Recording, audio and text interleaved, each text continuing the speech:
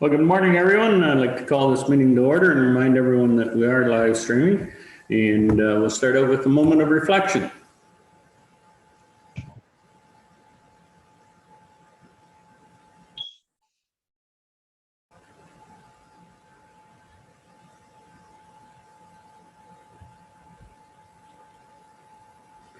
I motion that the council agenda dated June 1st, 2021 be approved as circulated. Moved by Councillor Orr, second by Councillor Corview. All in favor? Opposed? Carried. Remind everyone, declaration of pecuniary interest. And we have no closed session. Consent agenda items. Would anyone like to see anything discussed or removed? Deputy Mayor Aitchison. It doesn't have to go later on, but the blue water recycling one, in there, they're talking about the 4 things they want that regulation passed to take care of. I just wondered if we shouldn't send a letter supporting that as a part owner and user of blue water recycling.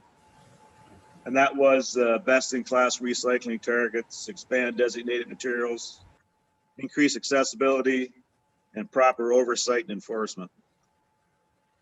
Okay, if council's good with that, we can ask Lizette to send a letter off. Okay, anything else? Okay.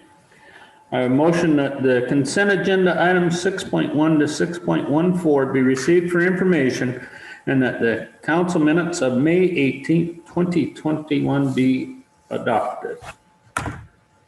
Moved by Deputy Mayor Aitchison, second by Councillor Jeffrey. All in favor?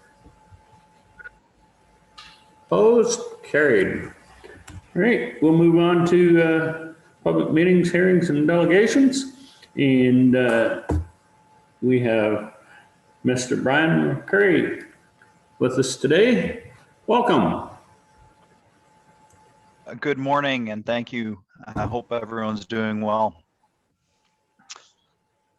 Good morning, Your Worship, members of council, staff, and to those who are logged on to follow along with today's meeting. I wish to start by saying I sincerely hope everyone is doing well and staying healthy during these challenging times. With any luck, our new normal will be soon before us. As mentioned, my name is Brian McCray and I'm the Senior Advisor for Community and Partner Relations with the Ontario Federation of Anglers and Hunters.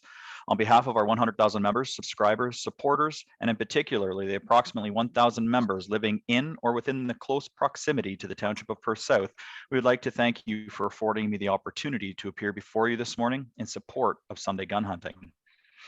As a result of a policy developed by the Ministry of Natural Resources and Forestry, MNRF, the Ontario Federation of Anglers and Hunters, OFAH, and the Ontario Federation of Agriculture, OFA, in 2005, 67 municipalities across Southern Ontario immediately passed resolutions in support of Sunday gun hunting. For these municipalities, this came into effect on September 1st, 2006, which was the following hunting season. Since that time, the MNRF and the OFAH have continued to receive calls from municipalities and individuals who originally voted against the proposal or took no action and who have now decided that they should review the issue, seek public input, and decide whether to reaffirm their original decision or to vote in favor of this initiative. It is important to note that requests for Sunday gun hunting are driven by local hunters and residents, and in particular OFAH members who then seek our assistance given our expertise. Most of the current Sunday gun hunting provisions that previously existed were enacted in the 1950s. Gun and archery hunting on Sundays is allowed in Northern Ontario, north of the French River. Archery hunting on Sundays everywhere in the province, and prior to this initiative, Sunday gun hunting was allowed in only some eastern areas of the province. Originally, there were 3 overriding reasons why this issue was brought forward. In some cases, these are even more relevant today than they were in 2005. Crop and livestock predation. According to the Ontario Soil and Crop Improvement Association, each year approximately over $50 million in crop damage is caused by wildlife, most notably deer, raccoons, coyotes, and waterfowl. The problem has become so extensive that the OFAH and OFA teamed up to produce the Ontario Crop and Livestock Wildlife Damage Assessment Model, and the MNRF struck a committee specifically to look at wildlife-human conflicts. Livestock predation in Ontario is quite common. This has resulted in increasing demands from the public for controls over predators like wolves, coyotes, and bears. Wildlife management. The MNRF has repeatedly stated that hunting is the most cost-effective wildlife management tool, without which the MNRF could not possibly be able to cope with the burgeoning wildlife populations in many areas. Since 1999, the MNRF policy has clearly stated that bylaws that appear to restrict hunting as an activity based largely on public perceptions, acceptance, or appropriateness of hunting should be questioned. Public safety. Wildlife populations in Ontario are healthy and in many areas increasing in numbers. While this is generally good news, there are a number of cases where populations have reached levels that are resulting in unacceptable impacts on agriculture, the environment, and most importantly, public safety. According to the Ontario Ministry of Transportation, there is a motor vehicle wildlife collision every 38 minutes in this province, and 90% of those involve white-tailed deer. 1 out of every 18 motor vehicle collisions in Ontario involves some form of wildlife. The number of motor vehicle wildlife collisions is increasing annually, approximately 12,000 per year. These collisions result in death, hundreds of serious injuries, and tens of millions of dollars in damage claims. And a note that the OPP estimate that the number of collisions with wildlife that go unreported are likely double of what was reported. I'm in a Perth South meeting, but I just muted my video, so we're good. Sorry, that threw me off a little bit. 90% of these collisions occur on two-lane rural roads. Accidents between cars and wildlife not only kill and injure people, they cause millions of dollars worth of accident claims and leave tens of thousands of wild animals dead each year. The carnage is getting worse with more motorists on the road, new highways being built, residential communities spreading into rural areas, and changes in climate. As a wildlife management tool, hunting helps to keep population numbers in check. Economic. A fourth reason for allowing the expansion of hunting to include Sundays is related to economic growth. Hunting in Ontario represents $1.5 billion in annual economic activity. For many communities, hunters mean an influx of dollars for hotel owners, gas stations, marinas, grocery stores, restaurants, your local Timmy's, etc. If Sunday gun hunting was allowed, many hunters who would not normally think of driving a distance for only a Saturday hunt, who would not stay in camp for one extra day or purchase extra tags, will likely take advantage of the opportunity and bring with them needed economic spending for local communities. Simply put, townships that permit Sunday gun hunting are viewed as more attractive. In summary, hunting is a heritage activity recognized under provincial legislation passed in 2002 and federal legislation passed in 2014, known now as National Hunting, Trapping, and Fishing Heritage Day, celebrated on the third Saturday in September every year. There are over 470,000 trained, licensed, and responsible hunters in Ontario who contribute hundreds of millions of dollars each year to fish and wildlife programs, including the Special Purpose Account, which funds all fish and wildlife programs in the province from all license revenues. 2021 also marks 15 years of having Sunday gun hunting in Southern Ontario. Currently, 182 municipalities in Southern Ontario have voted in favor of Sunday gun hunting. In fact, with the exception of Zora Township, the township of Perth South is completely surrounded by municipalities who have already passed resolutions to approve Sunday gun hunting. This number will also actually increase on August 31st, which is the next time the Sunday gun hunting map is updated by the MNRF, as the municipality of Brighton just approved Sunday gun hunting 2 weeks ago. The adoption of Sunday gun hunting will increase harvest levels, decrease predation on crops and livestock, help to increase public safety, and provide increased economic activity.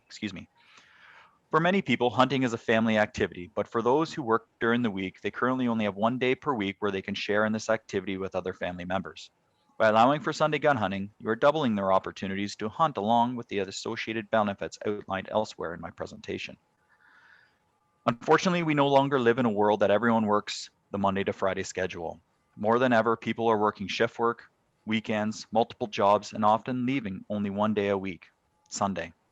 Many Ontarians don't have an abundance of holidays, and once you subtract family functions and vacations, children's sports and hobbies, or even work schedules, holiday schedule allotments, many Ontarians don't have the ability or can't afford to take additional time off work, only emphasizing the importance of having the opportunity to take advantage of the full weekend, especially with family and friends.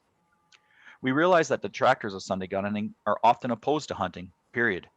And that is a personal choice, a lifestyle choice, and based on beliefs, and we need to respect that.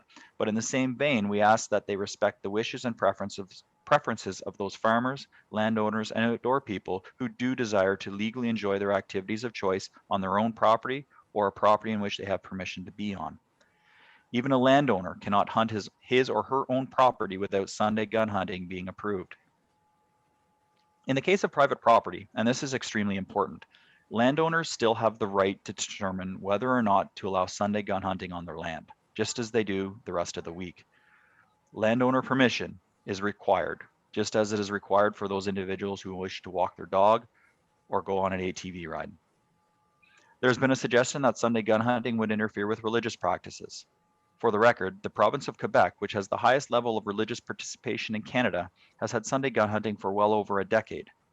Regardless of the day, a landowner should have the right to choose what happens on their property. In light of all the activities which are now commonplace on Sundays, including shopping, gambling, beer and liquor purchases, we ask, why shouldn't someone be able to choose for themselves whether or not to hunt on a Sunday?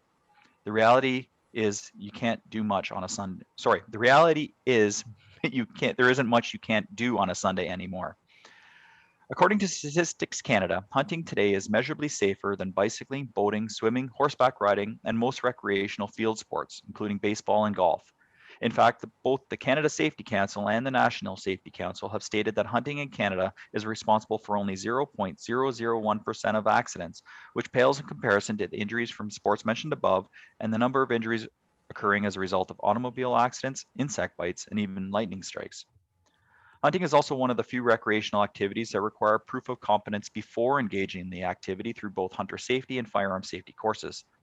Since the advent of the hunter safety courses administered by the OFH on behalf of the MNRF, the injury rate for hunting accidents has dropped to virtually nil. For anyone who feels that allowing Sunday gun hunting would increase the danger to anyone walking the woods, they are more likely to be injured by either being struck by lightning or bitten by an insect than being injured by a hunter. An individual can target shoot with a gun on Sunday in the township of Perth South, but yet that same individual is unable to hunt with a gun on Sunday.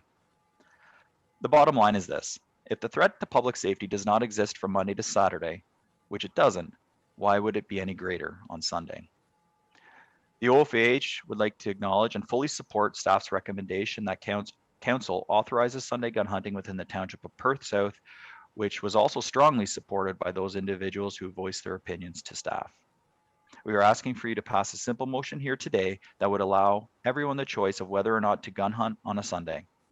I would like to add that if council does vote in favor of this initiative resolution here today, it would not become official until the Minister of Natural Resources and Forestry officially approves it, and then it is updated on the Sunday gun hunting map, which happens twice a year. The next one is scheduled to be August 31st. Your Worship, members of council and staff, once again, thank you for the time and consideration and for allowing me to appear before you this morning. And I'd be happy to answer any questions that you might have. Thank you. Okay, thank you very much, Brian. And council, any questions?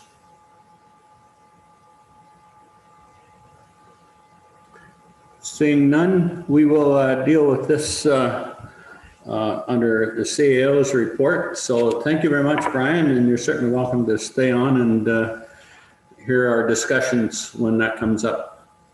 Thank you very much, and I will. Thank you. Thank you. All right, with that, I believe that's all we have. So we'll move on to the CBO update and Martin's report. I don't see Martin here, but so I can speak to that. Yes. Martin is taking a few days holiday, so he basically is just inspecting and issuing permits. So. Okay, thank you. Does anyone have any questions on Martin's report? Okay, I have a motion that the CBO update report for May 2021 be received for information. Moved by Deputy Mayor Aitchison, second by Councillor Orr. All in favor? Opposed? Carried.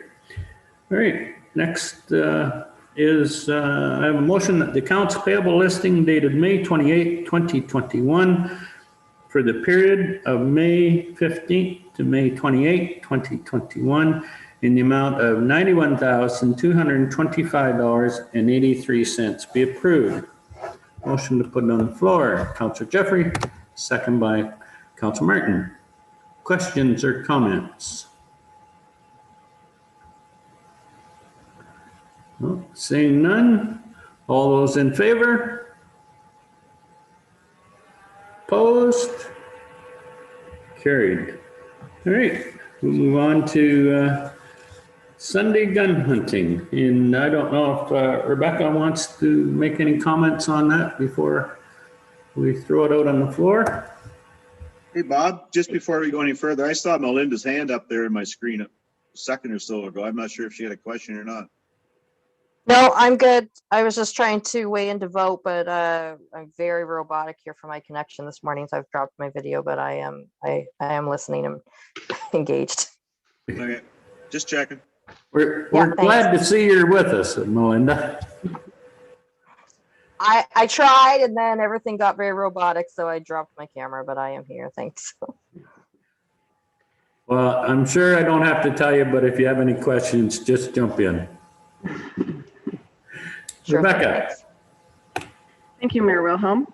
So I want to thank Brian McCrae for coming and doing his presentation today, because I think that provided council with a lot of really good background information.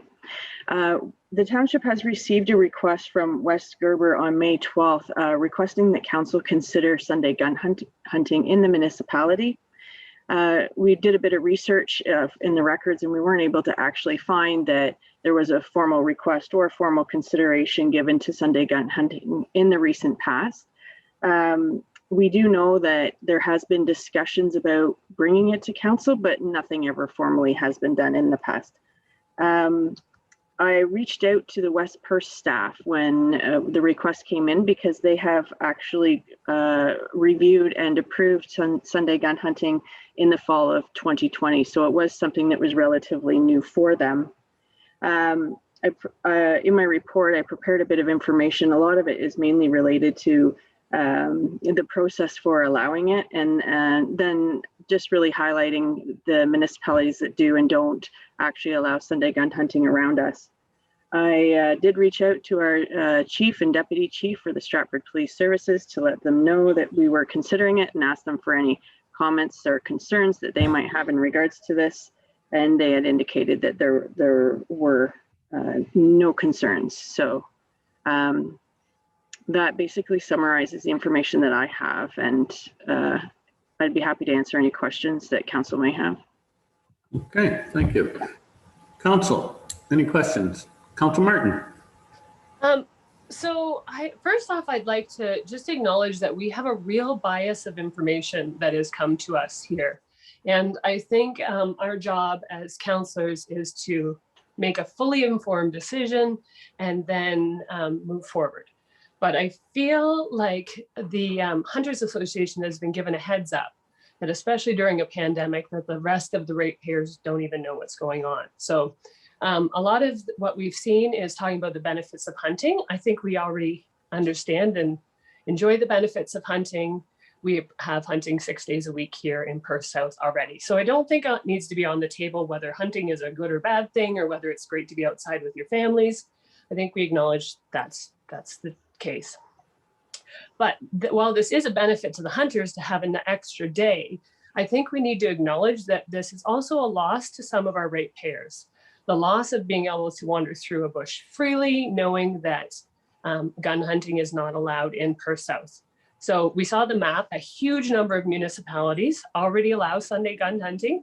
So luckily for the hunters, there is plentiful opportunity out there already to gun hunt on Sundays.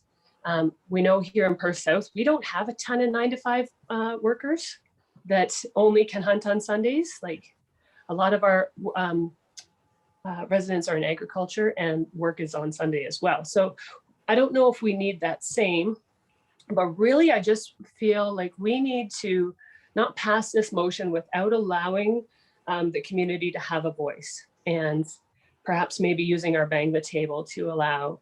I had somebody that I spoke to recently that said he's given permission to forage in some of the forests, and he only does it on Sundays because he doesn't know which of the neighboring bushes are allowed gun hunting. And we know that bullets do not stop at the borders, and many of our bush lots connect with each other here. So I just think that we need to acknowledge that we are taking that day off the table for families to safely wander a bush that may connect to somebody else. Not all neighbors have great relationships, and we might not know which neighbor has given permission and which hasn't. So, and I appreciate a lot of Brian's information and taking the time to talk to us, but a couple of the points, the public safety point, you know, I don't think we have a lot of bear attacks happening here so far, when we haven't had concerns brought to us on that. And economic, people aren't stopping at a Tim's and staying at a hotel in Perth South. That's not something that necessarily benefits us here. And there's lots of opportunity around. So all that to say, I believe the next hunting that is allowed here is on the 30th of June when they start with deer. So maybe we take a little bit of time and allow the community a chance and not make this decision with information bias. So that is my thoughts. Okay, thank you. Further comments or questions? Deputy Mayor Aitchison. Well, I somewhat agree with Councillor Martin's comments. As a agriculture producer, I completely agree with what Brian McCray said. Any crop I have growing anywhere near my bush, the headlands are always gone. I can start a third the way back the farm combining beans, and by the time I get closer to the bush, the yield's down like 15, 20 bushels an acre, because the wild turkeys have come along and picked all the beans out when they were coming out of the ground. You got mazes through your wheat fields, and the deer tramp all the corn down. I was one of the ones that got a bunch of calls about Sunday hunting, and Wes Gerber did approach me. He has permission to hunt in my bush. I'm not going to hide that. The fact of the matter remains, there are a lot of people that who cannot hunt through the week. And I don't find, and for anybody to walk through your bush, they have to have the owner's permission anyway. So if the owner wants to have people walking through the bush on a Sunday, then he can stop the Sunday gun hunting. Like, that's completely up to the owner of the property. I've never had anybody walk through my bush except for when they were walking through it to grow marijuana out in my cornfield.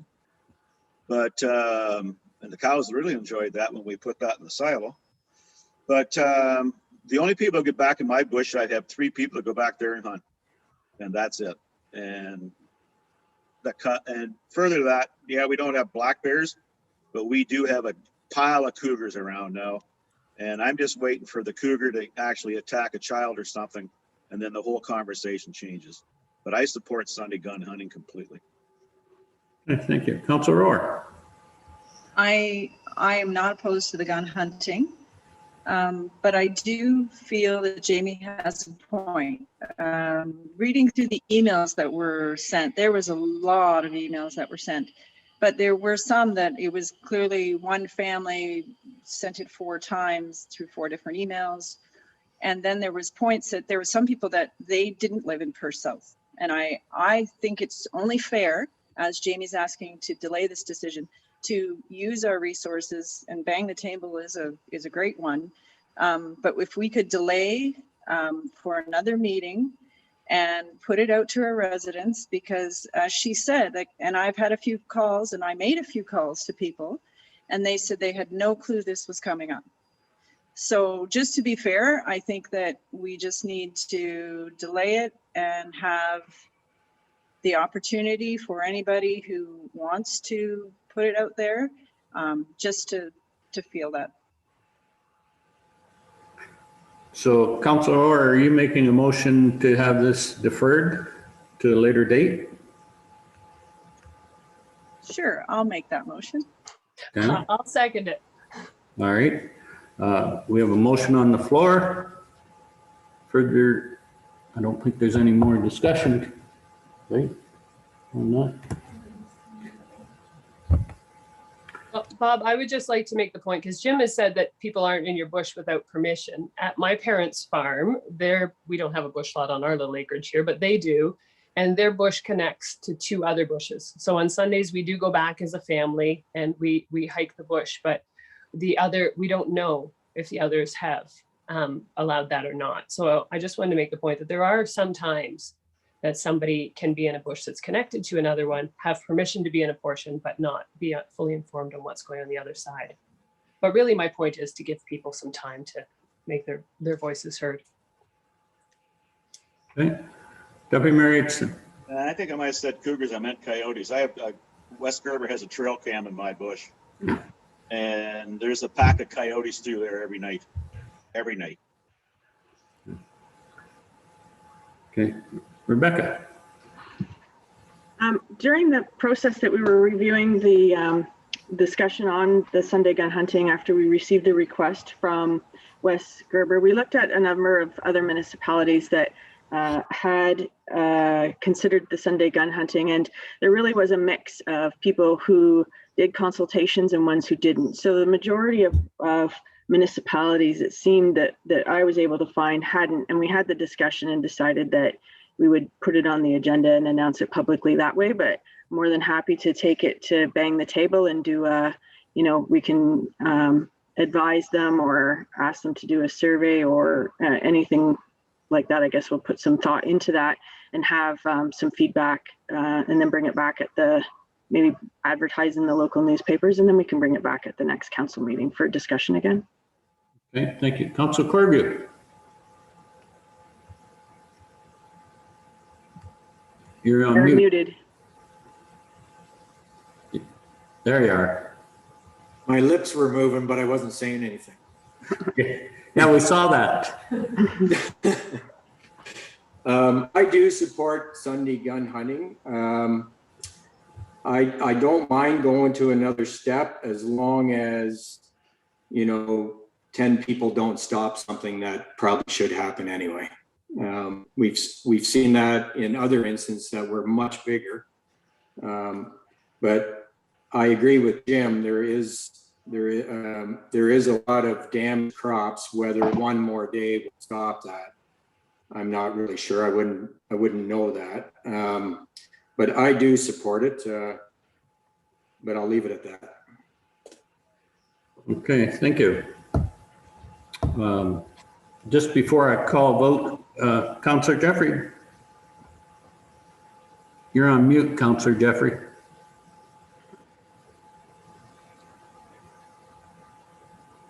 Oh, still muted. There you go. Hey, I didn't realize my grandchildren who have their license were hunting illegally on Sunday. I believe it's good to hunt. There is more turkeys all the time, more coyotes. We see that all the time. And as a landowner, if I don't want Sunday hunting or hunting period, it's up to me to post that around the exterior of my bush. That is law. That's expected of a landowner.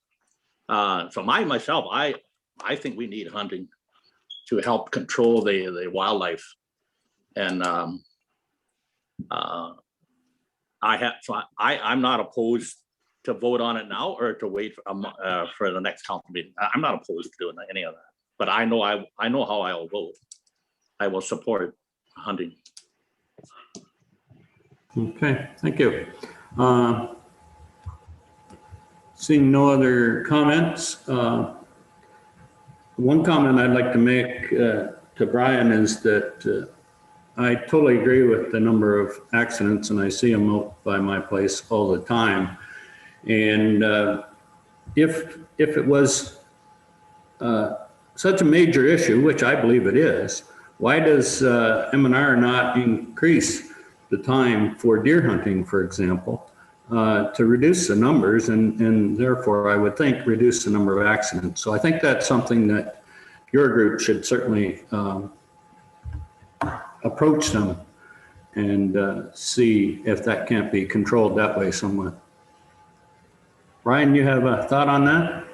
Yeah, thank you, and appreciate everyone's comments. Just to your point, actually, after we've been pressing the MNRF for a while, and I will say that the MNRF, they are reviewing deer seasons currently right now. So that is ongoing. They're reviewing the deer seasons kind of across the province, but also broken down into sections, subregions.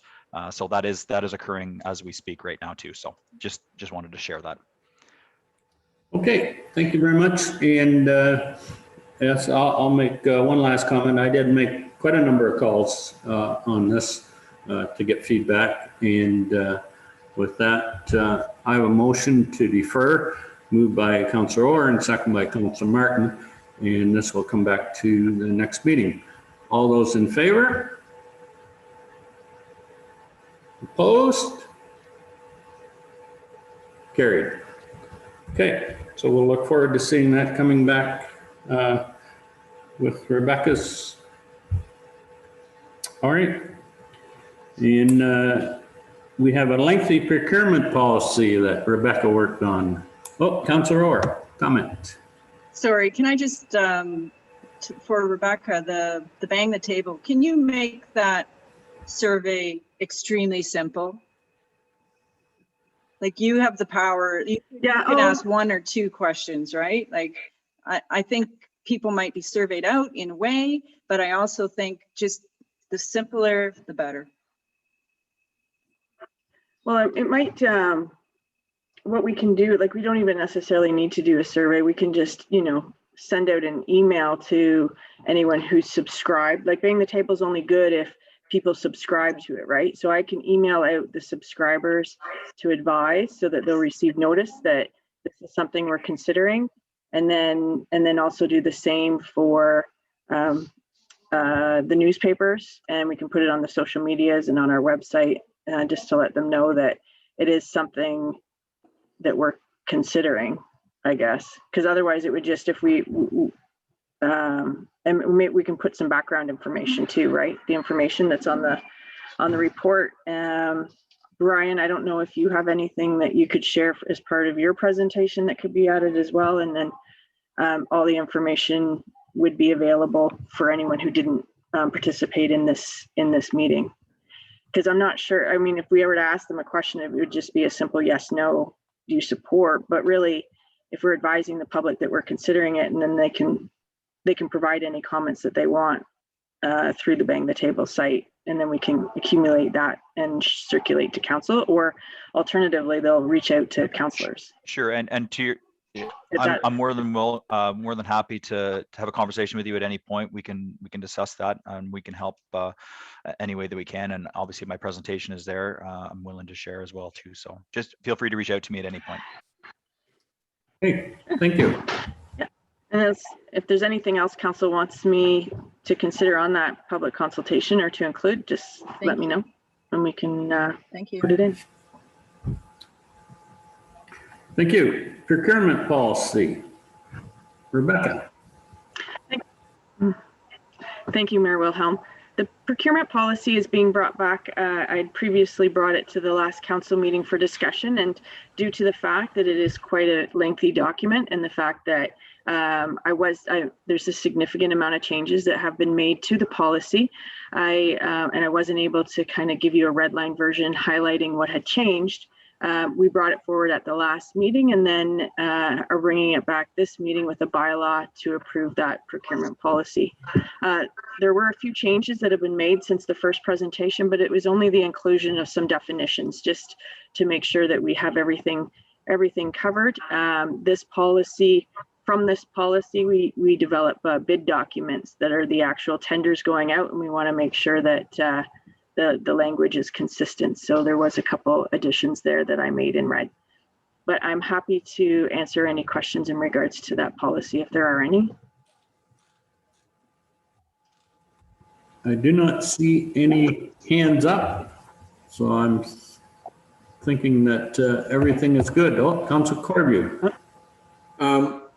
Rebecca, on the signing authority, I see where council has the most purchases over 50,000 approved by council. We've approved a lot smaller things than that. Is that just something that's in there to protect council, or like we've made decisions on a lot smaller items than 50,000? Yes, and sometimes it kind of goes back and forth a little bit. So in the budget, we say there's, spending authority, spending limits that are kind of set there when we put the money in the budget, because that says how we're spending the money. Then sometimes we might tender it, and then sometimes we bring it back to council to award it, or, you know, for signing the contract as such. So sometimes that would make it come back, even though it might be a lesser amount. But the idea is to, you know, it's a balance between making sure council's aware of what's being spent, and that we're staying within the property. We have like set authorities set up, and then also on the flip side, not being overly cumbersome or, you know, burdensome, and trying to make procurement for the township and to deliver, like, through the delivery of services. So. Okay. Okay. Deputy Mayor Hickson. Yeah, I don't have any problems with this for the most part, but I got thinking about the limits and Sam's point there that, you know, they do come back at less than 50,000. So I guess my point is, if you gave discretionary spending to one individual of $49,999, they could spend money that would give you a 1.6, 1.7% tax increase, and that may be something the council doesn't really approve of. It's just a point. Just making it when I got the opportunity. Thank you. Councilor Corbeau. Yeah, I have to agree. I mean, we have a very good council and very good staff. To me, 50,000 seems a little bit high, but and Jim's right. I mean, I guess in a purchase, there's more than one set of eyes on it, I guess, the way it's being looked after right now. But do we have to, there might be other years where it doesn't work that well. I don't know. I just wondered if that number is a bit high. Councilor Jeffrey. When I was reading that, I too noticed, I thought it used to be at 25. And I kind of wonder, as an elected councillor, am I sidestepping some of my responsibilities, the financial responsibilities, by making this a high total? Yes, it puts the CEO or the managers into the spotlight too. And I don't know if I was the manager or the CEO, if I wanted to be responsible for that, where it was always originally, it was for the council. It's not that as a council, I don't question Rebecca or anybody making a decision, but I just think on behalf of the council, it maybe is, I agree with Sam and Jim, it is fairly high. Thanks. Thank you. Deputy Mayor Hickson. And further to my comments, like with the staff we have today, I have no problem with that figure. But let's be honest, we're not always going to have the same staff. So, you know, something could slide by if there was a change of staff. And if you didn't have that updated, then you could I've seen where other municipalities are running into some issues with this right now, like quite a few. So it's just, we're doing it today, and that's why I brought it up.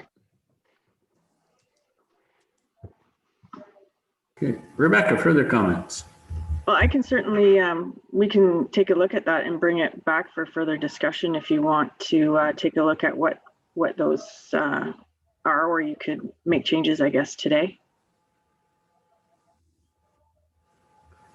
I think we're hearing that perhaps you could review it and reduce that, and then we can finalize it at our next meeting. Sure. And do that, and maybe you can just highlight the changes when you send it back. Yep. That way we don't have to go through all 51 pages. Deputy Mayor Hickson. Yeah, just another quick question with regards to this. So, you know, I've been dealing with delegated authority bylaws and whatnot just lately, and I'm sure we have one in the books, but I honestly don't know what it says or how updated it is, and I never had a chance to go look. Should some sort of delegated authority be sort of built into this? Because, you know, when you have a lame duck council or whatever, council can't make a decision. So do we need to look at an updated or better delegated authority bylaw, or do you think we're good enough where we are now, or it's just something I'm raising when we're doing it? I think we can take a look at that and bring it back with the spending limits. I think that I know that the policy has a clause in there about the the lame duck, but we can just take a look and make sure that if there is a separate delegated authority policy, if that needs to be updated as well. Okay, further comments? I'll just make one on spending $50,000 that council is against would probably be quite her limiting. So we'll look forward to Rebecca's adjustments on that. And with that, we'll move on to Perth County's share of OCLIF. Rebecca, you're getting money for us. Yeah, thank you, Mayor Wilhelm. So I had previously brought forward a report in regards to the Ontario Cannabis Legalization Implementation Fund. So that's the OCLIF. And at that time, I believe it was in April, I had updated council on the fact that we'd received a final payment from the province. So we therefore had a total of $20,000, and that I was going to continue to work with the Stratford Police Services on ways that we could spend this money that would fall within the guidelines for which it was provided to us. I also had mentioned at that time that it was possible we'd get some additional money from the county, and that the county council would be considering a distribution of their funds to the lower tiers. So this report is to advise you that that decision has been made. Perth County received $57,970 in funding, and Perth South is going to receive a share of 13.44%. So that's our weighted assessment amount. So the total is $7,791. So I would like to get a my recommendation, I guess, is that to council that we authorize a transfer of this money to the reserve where the other money sits. And again, I'll work with the police chief on ways that we're able to spend this money. I think there was also an opportunity that we might be able to use some of it for the recent plan that we approved for the safety and well-being. And then the money had intended that, or it was intended that we would have spent some of this money by now. However, the global pandemic has really slowed the process, and on that, as it's been kind of bumped down as less of a priority, but certainly hasn't fallen off the radar. I'll be happy to answer any questions about that, if there are any. Okay, any questions for Rebecca on this? Good. Okay, I have a motion that the report on Ontario Cannabis Legalization Implementation Fund, Perth County's distribution to member municipalities dated June 1st, 2021 be received for information. And further, that Perth South Council authorizes the transfer of these additional funds to the Ontario Cannabis Legalization Implementation Fund Reserve account. Moved by Councillor Corby, second by Councillor Martin. All in favor? Opposed? Carried. Anything else? Oh, Councillor Jeffrey, do you have a question? No, sir. No, I'm good. Thanks. No problem. Rebecca, anything else? No, that's everything. Thank you. Okay, thank you. We'll move on and we'll ask Liz.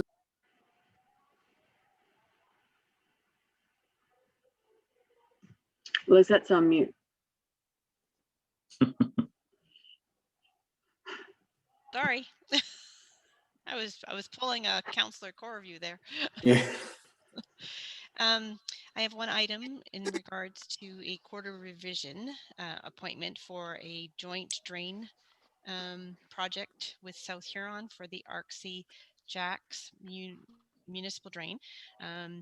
I had sent the information to council with regards to this drain a couple of weeks ago, and the only councillor who volunteered was Councillor Orr.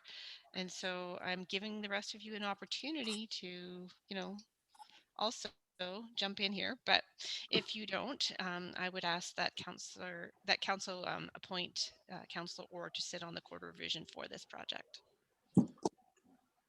Okay, thank you. Deputy Mayor Aitchison.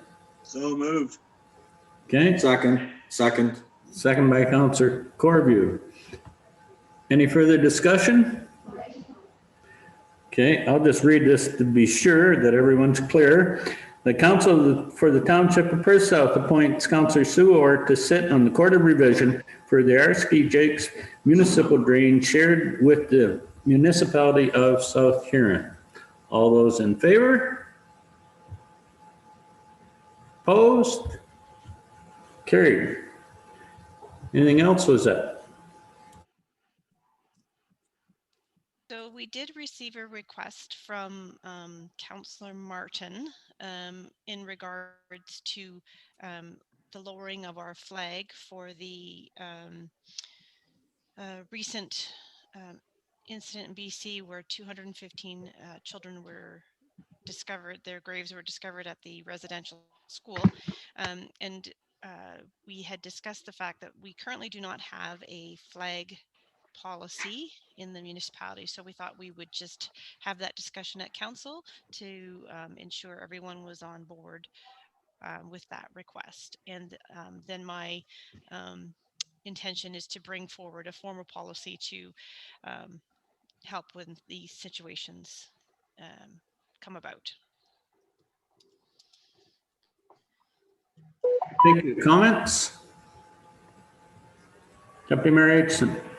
I think it's a great idea. We do lower the flag, to be honest with you. I know at the county, I ordered it down on Monday morning early. And apparently at the county, it's up to the warden's discretion. So, you know, whether people liked it or not, she's at half mast and it'll remain that way for the number of hours that it needs to be. But, you know, if you come back with a policy, that would make it far more clear. And, you know, instead of leaving it up to Mayor Bob to make the big decision. Okay, further comments? Councillor Jeffrey. I think as a Perth County resident, I depend on, you know, Perth County headquarters there to represent all Perth County. So I don't know whether we need another flag. I think it's good to be at the headquarters there in Stratford there to, if they have a flag. Further comments? Councillor Corby.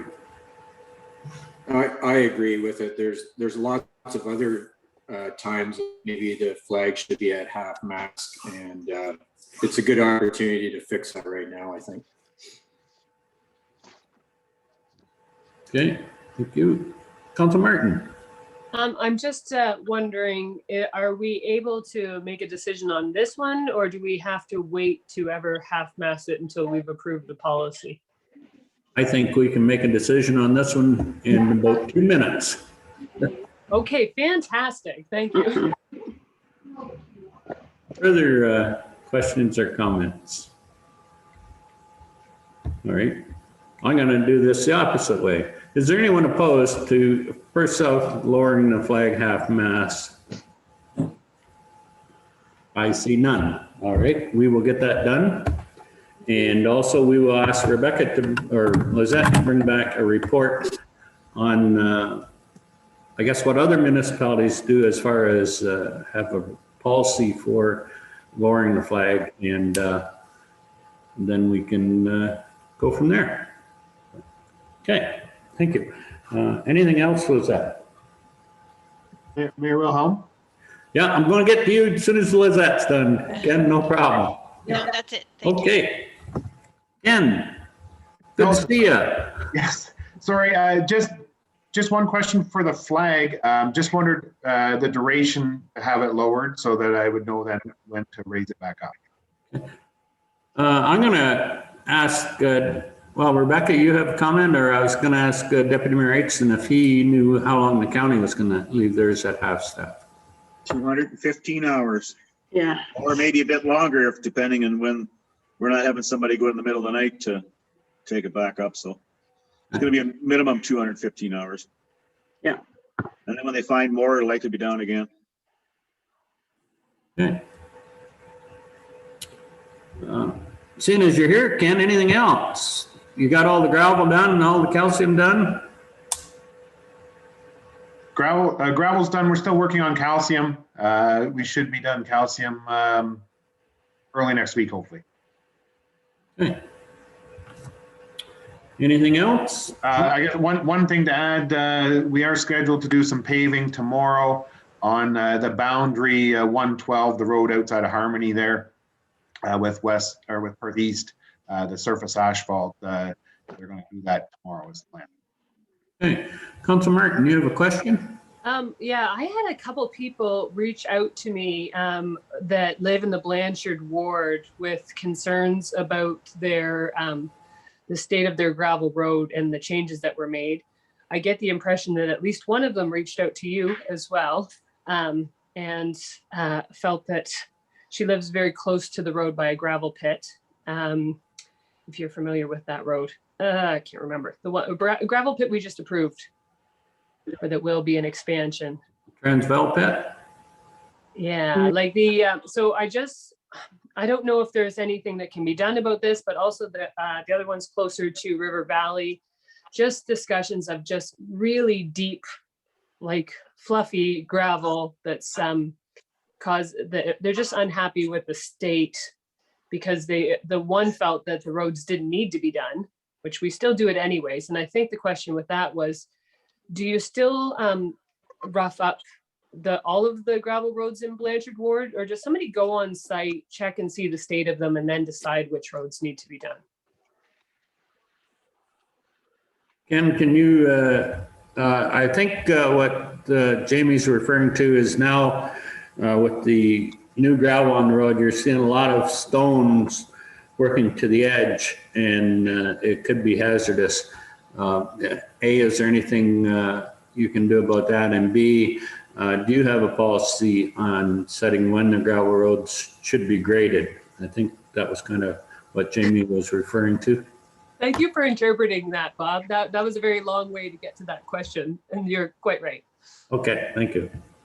Yeah, I think I can try and explain some of the policies or procedures we have. So we did get some complaints over on Road 127 area, I guess, for some dust.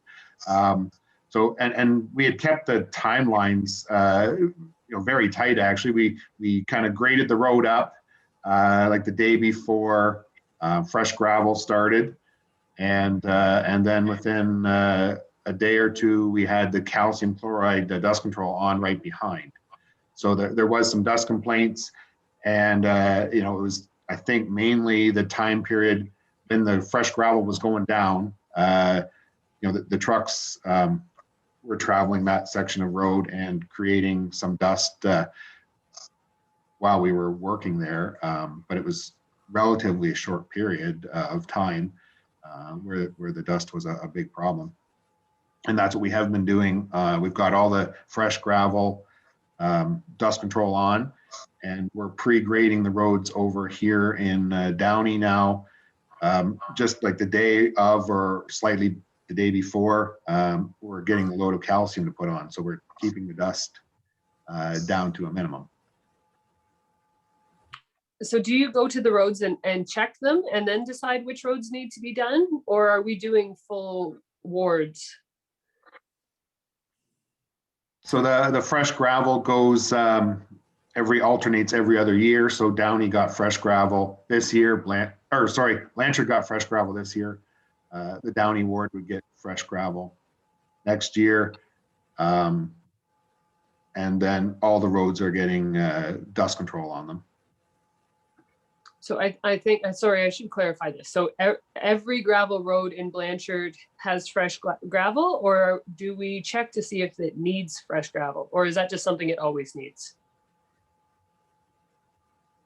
Yeah, different. We adjust the quantities slightly depending on which roads would need more or less, but generally they all need a little bit, and we just adjust the quantities. So some roads get more or less depending on generally the traffic that's on those roads.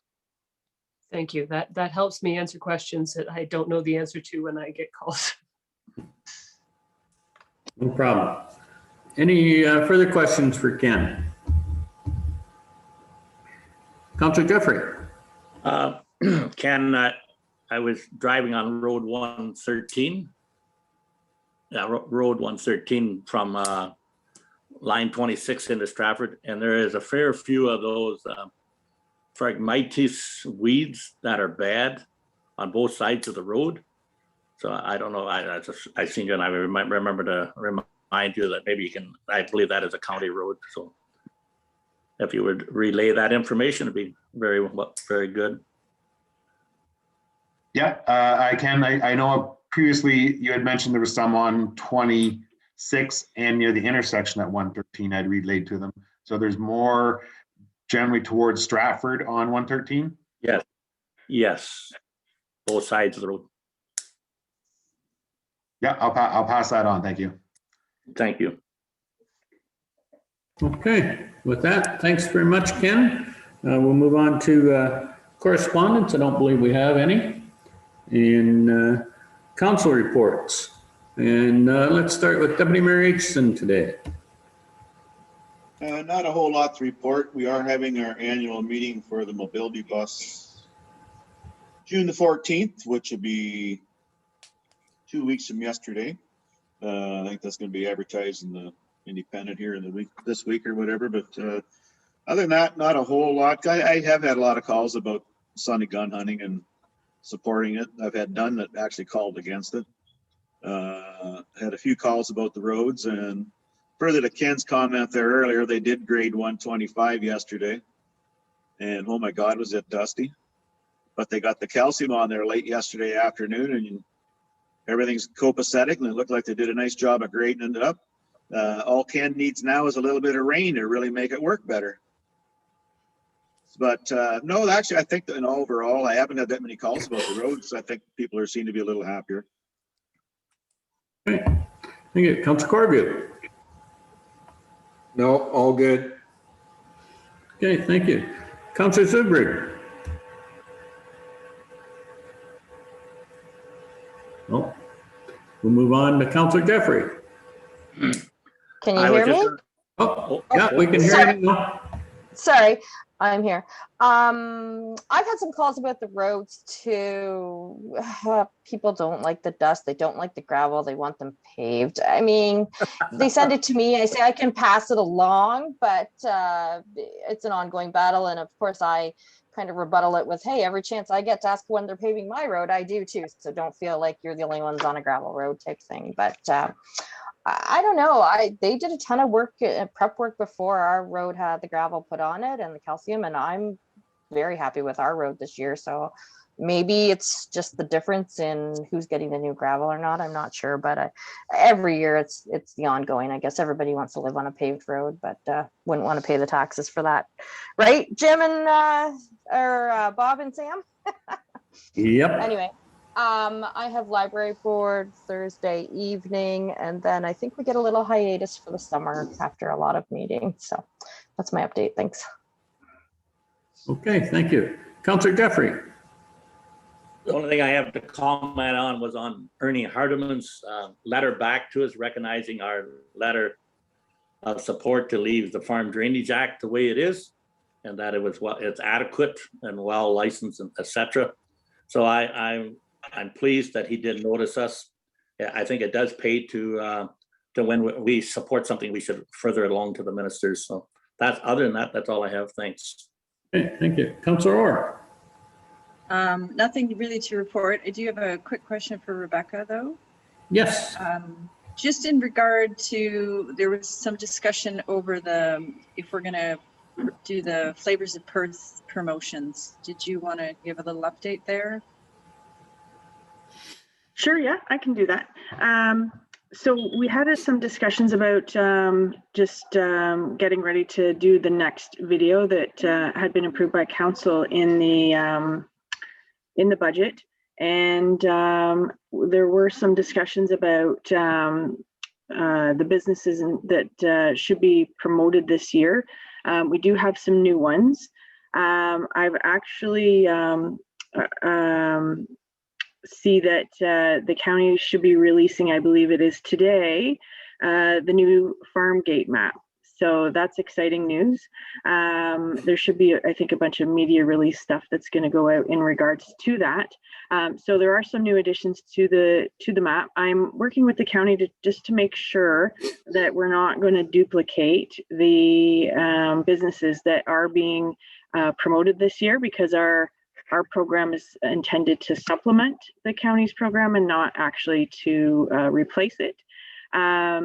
I think there will be an opportunity for when we're doing the filming this year, if anyone's interested in participating in it. If you recall from our video last year, Sue did travel around with the filming crew and participated in some of that video. So it was Sue and I had a discussion about whether or not there was anyone on council who might want to have themselves and their family participate in this. Because of COVID, we're trying to keep it a bit of bubbles so that people aren't wearing masks in the video, because if you are wearing masks, it kind of limits the timeline, I guess, that you can use for the video. So the more, if we can have multiple, like households with multiple people in it, you'll be able to feature those multiple people without the masks. I am still working with the company on pricing, just to figure out exactly what options we're going to go forward with. And once that's done, we'll finalize the selection of businesses. But it's something, if there's any interest from council in having that, participating in that video, let me know, and then we can include you in the planning discussions. I think I covered it all, right? Deputy Mayor Aitchison. It's a question again for Rebecca. Do you know if anybody's in Perth South going to be part of that digital package that they just rolled out in the last day or two, like with all the photographs and everything? I don't. 5 in Perth County. I just wondered if Perth South got some of those. I'm not sure, but I would think that they would, that the county would make sure that Perth South would be included in one of those. They do try and make sure that all the areas are represented. And I do know that they have some, I think Sue and I had some initial discussions on the businesses that we were going to feature, but I think we need to make changes because the county's already doing one of those businesses. So we'll make a change to that. But I can find out if you'd like, Jim. Okay, I may get talking to Justin before the week's over. And just so everybody's aware, Meredith actually came back to work from her maternity leave. I think she starts today, sort of officially, but she's actually going to be off for a little bit because she has to use up some holidays. But technically, she's back at work, and she's looking forward to getting back in the groove, because I can't really say what she's told me online. So anyway, I think Rebecca may have heard it though. Okay, thank Plus you. to get some things done, put it that way. Okay. Anything else, Councillor Orr? No, thank you. And I received a map yesterday from Perth County, so there's quite a number of businesses on the map. So, Councillor Martin. So the only thing I have is a little quick update on the St. Paul's Rec. It is, as anyone would expect, kind of a nightmare to try to plan a soccer league in this with things changing and not knowing.